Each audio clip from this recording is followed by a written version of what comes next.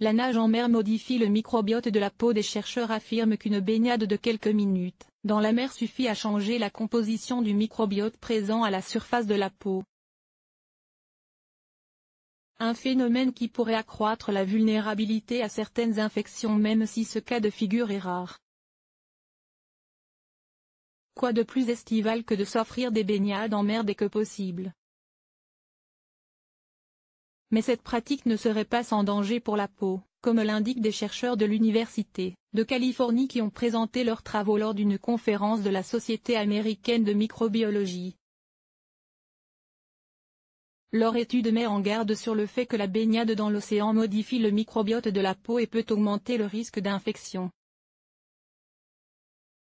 Car tout comme l'intestin, la peau est composée de centaines d'espèces différentes de micro-organismes qui composent le microbiote cutané dont le rôle de barrière est essentiel pour le développement et le fonctionnement du système immunitaire de la peau.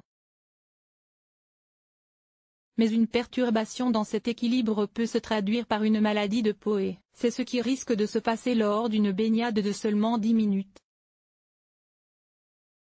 Nos données démontrent pour la première fois que l'exposition à l'eau de mer peut modifier la diversité et la composition du microbiome de la peau humaine. En nageant, les bactéries résidentes sont lavées, tandis que les bactéries de l'océan se déposent sur la peau, explique le Pr Marisa Chatman-Nielsen, auteur principal de l'étude. Les chercheurs ont détecté la présence de bactéries chez tous les participants en plus ou moins grande quantité après un séchage à l'air et dans les 6 à 24 heures après leur baignade. La composition du microbiote change temporairement. Leur étude a été motivée par des travaux précédents ayant démontré des associations entre la nage en mer et le risque d'infection lié à une mauvaise qualité de l'eau sur des plages, causée par des eaux usées et le ruissellement des eaux pluviales. Certaines études ont ainsi prouvé qu'une exposition à des eaux de mauvaise qualité peut provoquer des maladies gastro-intestinales et respiratoires, des otites et des infections cutanées. Pour cette nouvelle étude, les chercheurs ont recherché 9 volontaires qui répondaient à ces critères: pas de crème solaire, une exposition peu fréquente à l'océan, pas de baignade au cours des 12 dernières heures et pas d'antibiotiques au cours des 6 derniers mois.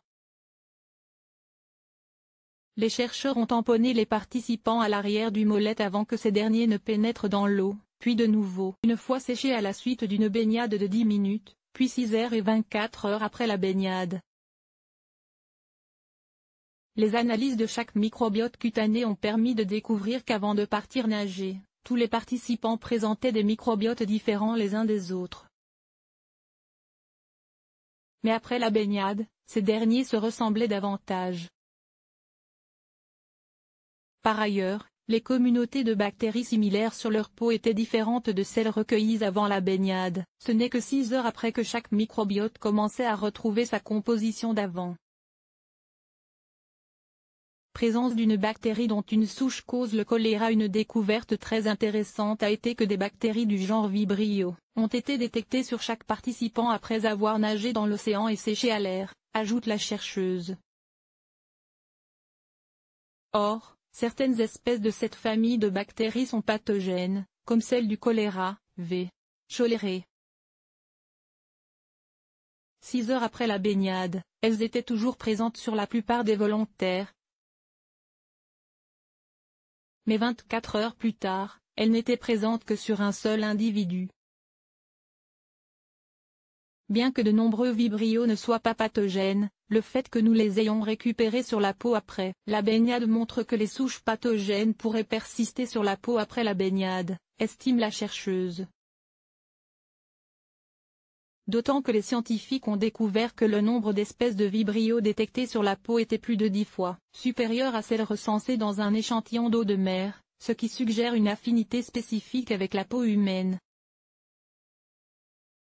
Mais ces derniers se veulent rassurants, et précisent que la peau constitue bien la première ligne de défense du corps, tant physiquement qu'immunologiquement, lors d'une exposition à de l'eau contaminée.